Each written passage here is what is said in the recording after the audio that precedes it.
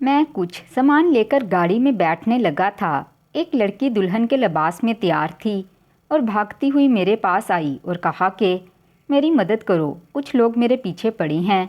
میں نے جلدی سے گاڑی کا دروازہ کھول کر اسے بٹھایا اور گاڑی بھگا کر لے گیا۔ وہ لڑکی بہت خوبصورت تھی۔ میں نے سوچا اس نے جو زیورات پہن رکھے ہیں شاید پارلر سے نکل کر بھاگی ہو۔ گنڈے اس کے زیورات کو دیکھ کر پیچھے لگ گئے، مگر لڑکی رونے لگی۔ کہا میرے بھائی نے مجھے جوئے میں ہار دیا اور اس گنڈے کو بیچ دیا، خدارا مجھے آج رات پناہ دیں۔ میں اسے لے کر اپنے گھر پہنچا، مگر جیسے ہی دروازہ کھولا میرے قدموں تلے زمین نکل گئی، میرے سر پر آسمان ٹوٹ پڑا۔ میں ابھی آفس سے نکلا ہی تھا کہ مجھے بہن کی کال موصول ہو گئی۔ وہ کہہ رہی تھی کہ آتے ہوئے بنانے کے لیے کچھ لے کے آنا، کیونکہ شام کا کھانا بنانا ہے اور سودا سلف لانا ہے، تو مجھے وقت تو نہیں تھا۔ اسی لیے میں نے اسے کہا آفس سے چھٹی کے وقت مجھے یاد دلا دینا، میں لیتا آؤں گا۔ اور پھر اس کی کال آئی تو مجھے یاد آیا۔ میں نے ویسے ہی اپنی گاڑی نکال لی۔ میں نے سب سے پہلے اپنا رخ بس اسی کی جانب کیا کہ بازار سے سودا سلف بھی لیتا چلوں گا۔ میں بھی بازار سے کچھ ہی دوری پر تھا۔ مین روڈ پر اچانک ہی کسی کی آواز مجھے سنائی دینے لگی۔ میری گاڑی آہستہ ہو چکی تھی اور اب میں نے ارادہ کیا تھا میں گاڑی سے باہر نکل کر ہی آگے سے جا کر کچھ سامان لاؤں گا اور پھر گاڑی میں آ کر بیٹھ جاؤں گا۔ اسی لیے میں گاڑی سے نکلا ہی تھا کہ مجھے پیچھے سے کچھ آوازیں آنے لگیں۔ یہ آوازیں کسی لڑکی کی تھیں اور میں نے دیکھا تو پیچھے سے ایک لڑکی دلہن کے لباس میں بھاگتی ہوئی آگے کی جانب آ رہی تھی اور اس کے پیچھے شاید کچھ لوگ لگے ہوئے تھے۔ اس نے مجھے دیکھا اور پھر کہنے لگی خدا کے لیے میری مدد کیجیے۔ میں نے اس کی مدد کی اور اسے جلدی سے اپنی گاڑی کا دروازہ کھول کر اس میں بٹھا دیا۔ پیچھے سے آنے والے لوگوں کو میں نے دیکھا اور فوراً سے گاڑی سٹارٹ کر دی۔ مجھے اس وقت یہی کرنا مناسب لگا تھا اور پھر گاڑی بھگاتے بھگاتے نہ جانے کہاں سے کہاں لے گیا۔ جب مجھے زندگی کی تمام چیزوں کے بارے میں سناٹا سا لگنے لگا اور امن دکھائی دینے لگا تو میں نے گاڑی روکی اور اس سے پوچھا جی محترمہ آپ کون ہیں اور یہ کون لوگ آپ کے پیچھے پڑے ہوئے تھے؟ میں نے پیچھے کی طرف منہ پھیرتے ہوئے سے دیکھا تو دیکھتا ہی رہ گیا۔ وہ بہت خوبصورت تھی۔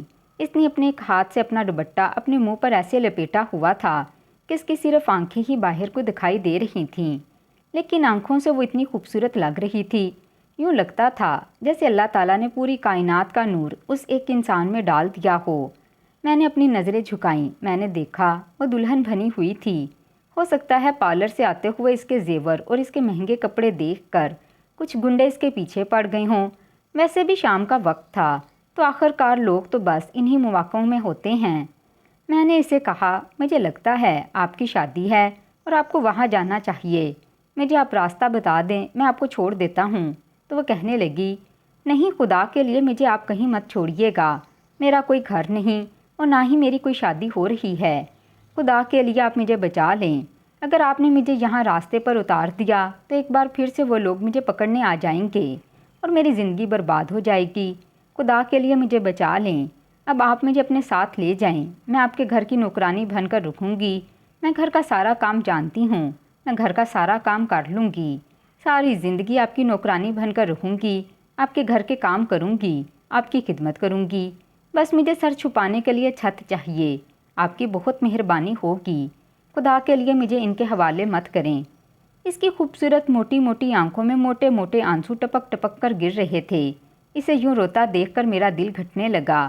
ویسے بھی میرے سامنے اگر کوئی روتا تو میرا دل الجھن کا شکار ہو جاتا ہے۔ اب بھی مجھے کافی الجھن ہو رہی تھی۔ اس لڑکی کو روتا دیکھ کر نہ جانے کیوں میرا دل دھڑکنا بند ہو گیا۔ میں نے اسے خاموش ہونے کا کہا اور پھر گاڑی اپنے گھر کے رستے پر ڈال دی اور سامان کا میں نے اپنے ساتھی کولیگ کو کال کر کے کہہ دیا، جس نے میری گاڑی تک سامان دے دیا۔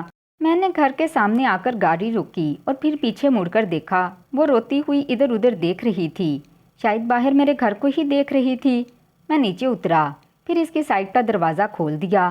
وہ ہچکچاتے ہوئے مجھے دیکھنے لگی۔ میں نے اسے کہا مجھ پر بھروسہ رکھو، بس تم مجھ پر بھروسہ کر سکتی ہو، میں ایک خاندانی مرد ہوں، تمہیں کچھ نہیں کہوں گا اور نہ ہی میرے گھر والے تمہیں کچھ کہیں گے، یہ میرا گھر ہے۔ اس نے میری باتوں سے کچھ بہتر محسوس کیا تو وہ باہر نکل آئی۔ میں آگے چلنے لگا اور وہ میرے پیچھے۔ بلا شبہ بے حد حسین تھی، لیکن ابھی تک میں کسی سوچ میں گم تھا کہ آخر وہ دلہن بنی اس راہ میں کیوں بھاگ رہی تھی اور اس نے گھر کا یہ کیوں کہا۔ کہ اس کا کوئی گھر نہیں، اس کی کوئی شادی نہیں، پھر اس نے یہ دلہنوں والا روپ کیوں لیا ہوا تھا؟ آج کل کے ماحول کو مد نظر رکھتے ہوئے مجھے کچھ یوں بھی محسوس ہوا تھا، کہیں یہ لوٹنے والے تو نہیں؟ لیکن اگر یہ لوٹنے والی ہوتی تو مجھے کب کا لوٹ چکی ہوتی، یہ تو خود لوٹی لوٹی سی دکھائی دے رہی تھی۔ خیر میں اسے اپنے ساتھ لیے اپنے گھر کی جانب بڑھا، اور پھر اپنے گھر کی لمبی راہداری سے ہوتا ہوا میں نے برآمدہ عبور کر کے جیسے کہ ڈرائنگ روم میں قدم رکھا، میرا دل دھک سے میرے حلق میں آ بیٹھا، کیونکہ ڈرائنگ روم میں آوازوں کا شور تھا۔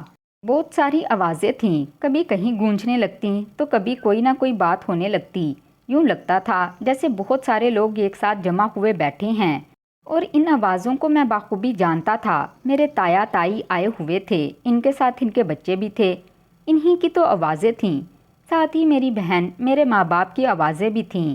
مجھے پہلی بار احساس ہو رہا تھا میں ایک دلہن بنی لڑکی کو اپنے ساتھ لے کر آیا ہوں، نہ جانے لوگ اب اس چیز پر کیا ریئیکٹ کریں گے۔ پہلی بار مجھے اپنا آپ ذلیل ہوتا محسوس ہوا تھا۔ یہاں پر میں تھوڑی دیر کے لیے پچھتایا کہ کاش اس لڑکی کو اپنے ساتھ نہ لایا ہوتا۔ میں نے مڑ کر پیچھے دیکھا، وہ مرے مرے قدموں سے چلتی ہوئی میرے پیچھے آ رہی تھی۔ اسے ابھی آنے میں 5 منٹ لگنے تھے۔ میں جلدی سے آگے بڑھا تو میری بہن جلدی سے یہ کہتی ہوئی آگے بڑھی کہ شکر ہے بھیا آپ آ گئے، ہم نے تایا تائی کو گھر پر روک لیا ہے، ساتھ ہی ان کے بچوں کو بھی، تاکہ وہ رات کا کھانا ہمارے ساتھ کھا سکیں۔ آپ تو جانتے ہیں یہ کتنے دور رہتے ہیں، بس مہینے میں ایک ہی بار آتے ہیں۔ آج یہ کسی خاص مقصد کے لیے آئے ہیں تو ہم نے سوچا کیوں نہ ان کی دعوت اڑائی جائے۔ یہ کہتے ہوئے میری بہن نے مسکراتے ہوئے میرے ہاتھ سے ابھی سامان کا شاپر لیا ہی تھا کہ اس کی نظر میرے پیچھے آنے والی دلہن بنی اس لڑکی پر پڑی تو وہ وہیں ہکا بکا رہ گئی۔ پھر کہنے لگی، بھائی یہ کون ہے؟ اس کی دیکھا دیکھی سب نے دروازے کی طرف دیکھا اور پھر سب ایک دم سے کھڑے ہوتے گئے۔ سب کے چہروں پر ہوائیاں اڑی ہوئی تھیں، خصوصی طور پر میرے تایا اور تائی کے۔ نہ جانے وہ کس مقصد کے لیے یہاں آئے تھے، یہ میں نہیں جانتا، لیکن اب مجھے بس ایک ہی فکر ستانے لگی کہ میرے گھر والے میرے بارے میں کیا سوچ رہے ہوں گے۔ میرے پیچھے آنے والی اس لڑکی کو دیکھ کر میں پیچھے مڑا اور پھر آگے کی طرف دیکھا تو سارے کے سارے لوگ کھڑے ہو گئے، یوں جیسے کہ سب کے دماغ پر خطرے کی گھنٹی بج چکی تھی۔ وہ دروازے پر رک چکی تھی۔ میں خاموشی سے کبھی سے دیکھتا اور کبھی اپنے گھر والوں کو دیکھتا۔ میری بہن نے سامان کا شاپر وہیں نیچے رکھ دیا اور پھر کچھ ہوش میں آتے ہوئے کہنے لگی، بھیا یہ کون ہے اور آپ کے ساتھ کیا کر رہی ہے؟ اور پھر دیکھتے ہی دیکھتے اچانک ہی تائی جان کی آواز میرے کانوں میں پڑی۔ تائی جان کہنے لگی، ارے بس دیکھ لیا آپ نے اپنے بھتیجے کے کارنامے، میں تو پہلے ہی کہتی تھی یہاں پر رشتہ نہیں کرتے، یہ ہماری بیٹی کے میل کا نہیں، لیکن آپ کو تو بس یہی چاہیے تھا کہ آپ کا بھتیجا پڑھا لکھا ہے، لائق ہے، کام بزنس سنبھال رہا ہے، آج آیا تو اپنے ساتھ کسی کو لے کر آیا ہے، یعنی یہ شادی کر کر آیا ہے یا لڑکی کو بھگا کر لایا ہے۔ میں تو پہلے ہی کہتی تھی کہ یہ لڑکا مجھے ٹھیک نہیں لگتا۔ تائی جان کی جلی بھنی آواز میرے کانوں میں پڑی تو مجھے بہت غصہ آیا۔ تائی جان کی عادت تھی، وہ ہمیشہ ایسے ہی کرتی تھی، وہ بس اپنے مطلب کی تھی، یہاں مطلب نکلا اور وہاں انہوں نے رنگ بدل دیا۔ ابھی وہ سب کے ساتھ کیسے بھلا باتیں کر رہی تھیں اور اسی پل اس نے ایک ایسا رنگ بدلا، مجھے تو یقین بھی نہ آیا۔ میں نے کہا، تائی جان آپ غلط سمجھ رہی ہیں، میں نے تو بس ابھی یہی کہا تھا کہ بابا آگے بڑھے اور انہوں نے میرے چہرے پر ایک زناٹے دار تھپڑ مارا اور پھر کہنے لگے، تمہیں شرم نہیں آتی؟ ایک دلہن بنی لڑکی کو اپنے ساتھ لاتے ہو اور پھر کہتے ہو کہ ایسی کوئی بات نہیں۔ بھلا بتاؤ ہم کیسے اس بات پر یقین کر لیں؟ میں نے تمہاری کیا یہی تربیت کی تھی کہ تم رات کے وقت کسی لڑکی کو رخصتی سے بھگا کر اپنے گھر لے آؤ؟ ارے کچھ تو سوچا ہوتا کہ تمہارے اس قدم سے ہماری کیا عزت رہ جائے گی۔ بابا کی آنکھوں میں غصہ تھا۔ میں نے ایک دم سے چلا کر کہا، بابا آپ میری بات تو سنیں۔ میں نے چلاتے ہوئے کہا تو سب خاموش ہو گئے، سب کی نظریں مجھ پر چلنے لگیں۔ میں نہیں جانتا تھا اس لڑکی کے تاثرات کیسے تھے، کیونکہ اس کی جانب میری پیٹھ تھی۔ میں کہنے لگا، میں نہیں جانتا کہ یہ لڑکی کون ہے، وہ کہاں سے آئی ہے، میں بس اتنا جانتا ہوں کہ اس کے پیچھے کچھ گنڈے لگے ہوئے تھے اور یہ اپنی عزت بچانے کے لیے بھاگ رہی تھی۔ میں نے اس کی مدد کی ہے۔ میں نے اسے پوچھ گچھ کی تو یہ کہتی ہے کہ میرا کوئی گھر نہیں، مجھے اپنے گھر لے جاؤ، تم مجھے نوکرانی بنا کر رکھ لینا، میں اس چیز کے لیے بھی تیار ہوں، خدا کے لیے مجھے پیچھے مت چھوڑو۔ میں نے اس کی جگہ اپنے گھر کی لڑکیوں کو رکھ کر دیکھا۔ اب دیکھیے تائی جان، آپ کی بیٹی یہاں میری بہن یہ بھی تو اس کی عمر کی ہیں، اگر خدا نہ خواستہ ان کے ساتھ ایسا کچھ ہو جاتا تو پھر اس وقت کیا ہوگا؟ اگر ان کے پیچھے گنڈے پڑے ہوں گے تو کیا ہم ایسے ہی آسانی سے ہاتھ پر ہاتھ دھرے بیٹھے رہیں گے؟ معاف کیجیے گا، میں تو اتنا خود غرض انسان نہیں۔ میرے لیے ایک عورت کی عزت سب سے زیادہ اہم ہے۔ مجھے جو غصہ آیا ہوا تھا وہ میں نے نکال دیا، لیکن ان سب کی نظروں میں حقارت مجھے واضح دکھائی دے رہی تھی۔ تبھی وہ لڑکی آگے بڑھی اور کہنے لگی، یہ سچ کہہ رہی ہیں، انہوں نے میری جان بچائی ہے۔ میں نے خود ہی ان کی منت سماجت کی تھی کہ مجھے اپنے گھر لے چلیں۔ خدا کے لیے آپ لوگ ان پر الزام تراشی مت کریں، یہ بہت اچھے انسان ہیں۔ انہوں نے تو سارے راستے مجھے دیکھا تک نہیں، لیکن تائی جان کو نہ ماننا تھا اور نہ ہی وہ مانی۔ مگر اسی پر میری اماں آگے بڑھیں اور اس نے میرے کندھے پر ہاتھ رکھتے ہوئے کہا، بیٹا تم نے میرا سر فخر سے بلند کر دیا ہے۔ چاہے لوگ جتنی مرضی باتیں کر لیں، لیکن ایک ماں کا دل کبھی جھوٹ نہیں بولتا۔ میں جانتی ہوں میرا بیٹا ایسا ہرگز نہیں کر سکتا۔ تم نے جو کیا بالکل ٹھیک کیا۔ بیٹا میں تمہیں کمرے میں لے جاتی ہوں، تم تھک گئی ہوگی۔ یہ کہتے ہوئے امی اس لڑکی کو اپنے ساتھ کمرے میں لے گئیں۔ میری بہن بھی ان کے پیچھے چلنے لگی۔ میں نے اسی لمحے تائی کی بیٹی کومل کو دیکھا جو میری طرف دیکھ رہی تھی۔ اسے بھی اس بات کا یقین نہ تھا۔ یقیناً اس کے اور میرے رشتے کی یہاں بات ہی چل رہی ہوگی، یہ میں اچھے طریقے سے جانتا تھا، لیکن اب اسے مجھ پر یقین نہ رہا تھا تو میرا اس کے ساتھ رہنے کا کوئی فائدہ نہ تھا۔ وہ لوگ انہی قدموں پر واپس چلے گئے۔ بابا نے مجھ سے کچھ نہ کہا، لیکن بہن کی آنکھوں میں بھی مجھے کچھ بے یقینی دکھائی دے رہی تھی۔ میں آگے بڑھا اور پھر میں اپنے آپ کو ثابت کرنے کی غرض سے امی کے کمرے کی جانب بڑھ گیا۔ وہ کچھ بہتر ہو چکی تھیں۔ اب اس کا دوپٹہ سائڈ پر رکھا تھا، جبکہ اس کے سر پر ایک ململ کا نرم سا دوپٹہ تھا جو میری بہن نے اسے دیا ہوگا، لیکن اس میں اس کی خوبصورتی اتنی نکھر رہی تھی کہ میں اپنی نظریں اس پر سے نہ ہٹا پا رہا تھا۔ میں آگے بڑھا اور میں نے کہا، امی اس نے کچھ بتایا اپنے بارے میں؟ تو امی نے کہا، نہیں بیٹا مجھے تو کچھ نہیں بتا رہی، تم ہی کچھ پوچھ لو۔ یہ کہتے ہوئے امی ہٹ گئیں تو میں نے کہا، یہاں پر میرے کردار پر بھن آئی ہے، خدا کے لیے اپنے بارے میں کچھ بتاؤ تاکہ تمہارے گھر والوں کے بارے میں پتہ لگایا جا سکے۔ میں نہیں جانتا تھا کہ یہ باتیں دروازے پر کھڑے میرے بابا بھی سن رہے تھے۔ تم مت رو، ہم تمہیں یقین دلاتے ہیں کہ یہاں پر تمہیں کسی چیز سے کوئی ڈرنے کی ضرورت نہیں، ہم تمہاری حفاظت کریں گے، لیکن تم ہمیں اپنے بارے میں تو بتاؤ، ہم تمہارے بارے میں حقیقت جاننا چاہتے ہیں، خصوصی طور پر میں۔ اتنا سب سننے کے بعد اس نے اپنی نظریں جھکا لیں اور پھر اپنے ہاتھوں کو مروڑنے لگی۔ اس کی آنکھوں سے آنسو بھر بھر کر گرنے لگے تھے۔ کچھ دیر بعد بولی، میں بہت چھوٹی تھی جب میری ماں اس دنیا سے چلی گئی۔ کچھ عرصے بعد میرا باپ بھی اس دنیا سے چلا گیا۔ اس کے بعد میری ذمہ داری میرے بھائی پر آن پڑی۔ میرا بھائی مجھ سے دور رہتا تھا کیونکہ جب میں پیدا ہوئی تھی تب میرے بھائی کا پیار بٹ کر مجھ پر آ گیا اور والدین مجھے پیار کرنے لگے تو اسے لگتا تھا جیسے اس کا سارا پیار سمٹ کر مجھ میں چلا گیا ہو اور اسے نظر انداز کرتے تھے، حالانکہ ایسی کوئی بات نہیں تھی۔ امی ابو اس سے بھی بے انتہا محبت کرتے تھے۔ پھر بھیا کو مجھ سے نفرت ہو گئی اور وہ کسی طور پر بھی مجھے قبول کرنے کی حالت میں نہیں تھا، لیکن دنیا کی نظروں میں اچھا بننے کے لیے اس نے میری کفالت کا ذمہ اٹھایا۔ جب امی ابو دونوں فوت ہو گئے تو وہ 15 سال کا تھا۔ اس نے کمانا شروع کر دیا۔ مجھے نہیں پتا تھا کہ وہ کس طریقے سے اور کیسے کما رہا ہے، لیکن وہ کافی کمانے لگا۔ اس کے پاس بہت زیادہ پیسے ہوا کرتے تھے۔ کبھی کبھی اس کے سارے پیسے چلے بھی جاتے، وہ بہت پریشان ہو جاتا۔ آہستہ آہستہ مجھے پتا چلا کہ وہ جوا کھیل رہا ہے۔ ایسے جوے کھیلتے ہی اب وہ بہت آگے پہنچ گیا تھا اور اب وہ ایسے کرنے لگا، گھر کی چیزیں اٹھا اٹھا کر بیچنے لگتا، پھر گھر کے بڑے سامان تک بھی جوے میں ہارنے لگا۔ ساتھ ساتھ میں تو خود پڑھائی کرتی رہی اور لوگوں کے گھروں میں کام بھی کرنے لگی۔ میں بہت چھوٹی تھی، لیکن مجھے ایک پڑوسن کی خاتون نے کام پر رکھوا دیا۔ کسی گھر میں ملازمہ کے طور پر چھوٹے موٹے کام کر دیا کرتی تھی تو وہ مہینے کا مجھے کچھ نہ کچھ دے دیا کرتی تھیں، جس سے میرا پیٹ بھی بھرا رہتا اور میرے اسکول کی فیس بھی ادا ہو جاتی۔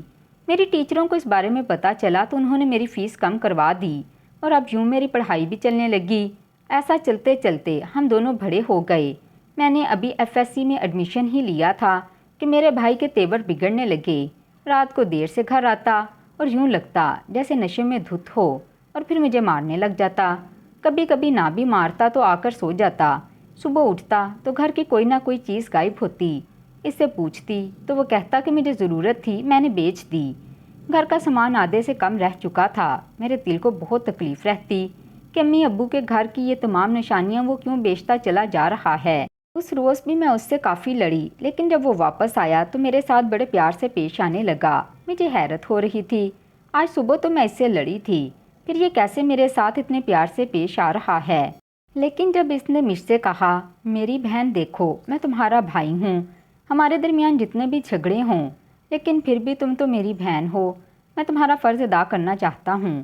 میں نے ابھی بہت اچھا لڑکا دیکھا ہے جو تمہارے لائق ہے، وہ تمہارا خرچہ بہت اچھے طریقے سے اٹھا لے گا۔ میں نے اسی لیے تمہارا رشتہ طے کر دیا ہے، بس تم تیار ہونا، میں کل تمہارا نکاح کر دوں گا۔ بھیا کس بات پر؟ میں حیرت سے ان کا منہ تکنے لگی۔ میرا تو جہیز بھی نہیں بنا تھا۔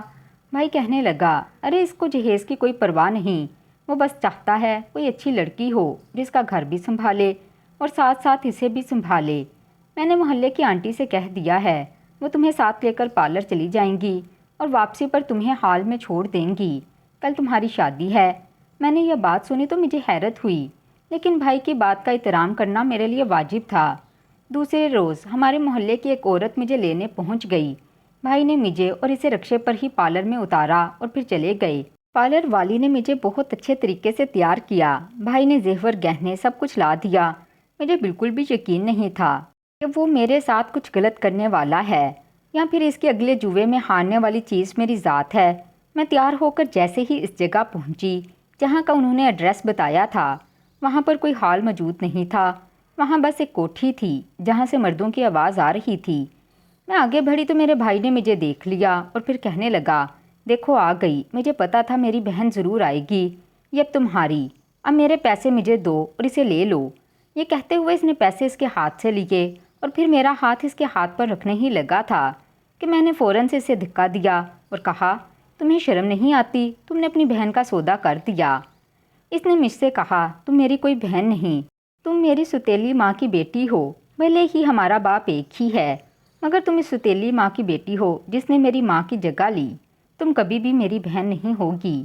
یہ کہتے ہوئے اس نے خود سے میرا ہاتھ پکڑنا چاہا اور میں نے فوراً سے اس کے ہاتھ پر کاٹ ڈالا۔ اب مجھے سب کچھ سمجھ آ چکا تھا، وہ مجھے جوئے میں ہار چکا تھا، اس نے یہ سب کچھ ناٹک کیا کہ وہ میری شادی کر رہا ہے۔ اب مجھے اپنی عزت کی پرواہ ہونے لگی۔ مجھے کہنے لگا تھا، اب اگر میں اس شخص کے ہاتھوں کسی کو بک گئی تو اگلا مجھے نہ جانے کہاں بیچ دے گا۔ میں خاندانی بیٹی تھی اور اپنی عزت کی خاطر میں کچھ بھی کر سکتی ہوں۔ میں نے وہاں سے اپنی جان بچانا چاہی تو میرے بھائی نے کہا، اسے پکڑ لو، اب یہ تمہاری ذمہ داری ہے، میرا حق اس سے ختم ہو چکا ہے، اگر تم اسے پکڑ لو گے تو یہ تمہاری ہوئی، مجھے میرے پیسے مل چکے ہیں۔ یہ کہتا ہوا میرے بھائی نہ جانے کہاں چلا گیا اور میرے پیچھے گنڈے لگ گئے، وہ میری عزت کے بھوکے تھے۔ میں بھاگتی ہوئی ایک جگہ پہنچی، وہاں بھی ایسے درندے بیٹھے تھے جنہوں نے مجھے بچانے کا ناٹک کیا۔ ان گنڈوں سے میری جان تو چھڑوا دی، لیکن پھر وہ خود میری عزت نوچنے کے در پہ ہو چکے۔ میں وہاں بھی کسی نہ کسی طریقے سے بھاگ نکلی، پھر آگے مجھے آپ ملے اور آپ نے یہ ثابت کر دیا کہ اگر دنیا میں برے لوگ ہیں تو اچھے لوگ بھی کم نہیں، آج بھی اچھے لوگ موجود ہیں جو عورت کی عزت کرنا جانتے ہیں۔ میں آپ کی بہت شکر گزار ہوں کہ آپ نے میری عزت بچائی اور مجھے اپنے ساتھ یہاں لے آئے۔ میں زندگی بھر آپ کی تابع دار رہوں گی، آپ کے سارے خاندان کی خدمت کروں گی، بس مجھے یہاں سے کہیں نہیں جانا، بس عزت کی روٹی اور عزت کی چھت چاہیے، بھلے ہی یہاں میں آپ کی نوکرانی کے طور پر کام کروں۔